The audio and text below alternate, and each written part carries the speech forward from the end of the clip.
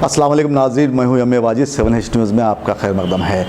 वज़ीर आला KCR ने आज असम्बली सेशन के दौरान मजलिस इत्तेहादुल मुस्लिमीन के रुकन असम्बली अकबरुद्दीन अवैसी की जानिब से किए गए मुतालिबे पर अपना मौक़िफ़ ज़ाहिर किया है। पेश है इस मामले पर 7H की ये रिपोर्ट।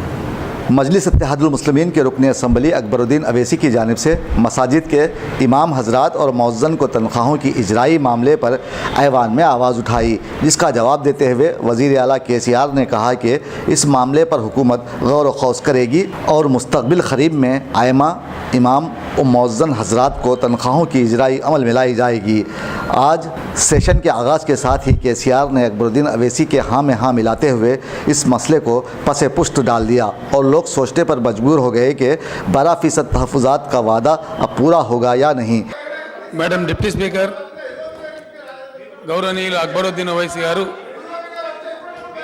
गौरवनीयुलु కిషన్ రెడ్డి గారు మంత్రి గారు చెప్పిన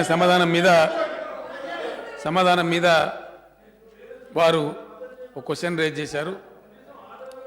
అందులో ఇంకా కొన్ని దేవాలయాలు రాలేదు, పరిగణనలోకి తీసుకోలేదు, వాటిని తీసుకోవాల్సిన అవసరం ఉందని చెప్పి అక్బరుద్దీన్ ఓవైసీ గారు చెప్పారు. వారికి నేను ధన్యవాదాలు తెలియజేస్తా ఉన్నా. మన దేశంలో సెక్యులరిజం ఎంత బలంగా ఉందో అక్బరుద్దీన్ ఓవైసీ గారి స్టేట్మెంట్ తెలియజేస్తూ ఉంది. వారికి ధన్యవాదాలు. అదేవిధంగా మసీదులలో ఉన్నటువంటి మౌజన్లకు, ఇమాంలకు గౌరవ వేతనం ఇస్తూ ఉన్నారు. వారికి కూడా ఇదే లైన్లో ఇవ్వాలని అన్నారు. ఒక హంబుల్ బిగినింగ్ను ఈ ప్రభుత్వం గతంలో లేని దాన్ని ఏర్పాటు చేసింది.